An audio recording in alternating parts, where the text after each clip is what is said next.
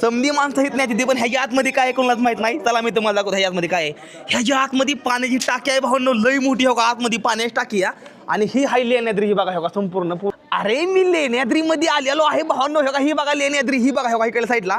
तर हर हर महादेव भावांनो. साधलाक भावांनो, मी आपल्या महाराष्ट्रामधल्या भावांनो अष्टविनायकपैकी एक गणपती आलेलो आहे भावांनो, गिरिजात्मक गणपतीला आलो. चला मी तुम्हाला सर्वांना दर्शन घडवून देतो. माझं नशीब आहे मोठं. हे काय खाल्ल्या गावात आलोय, काय सुंदर नजारा दिसतोय वरनं.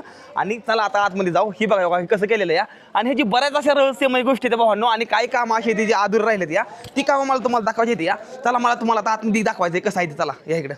ही बघा हो का, ही बघा भावांनो. हो का मी आता आतमध्ये आलेलो या.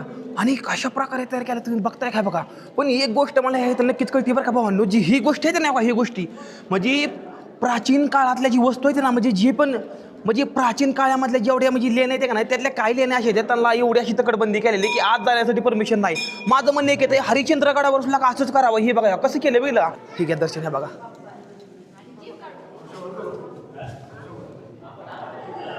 ही बघा हो असं. तर असं काहीतरी आहे.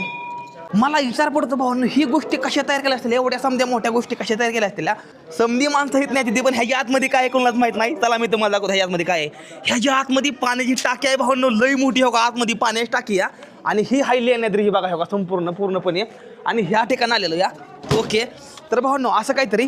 भावांनो आज 9 लाख फॉलोअर कमी झालते, मनापासून धन्यवाद. आणि लेण्याद्रीचा अजून 2-3 व्हिडिओ टाकतो, नक्कीच बघा. हर हर महादेव.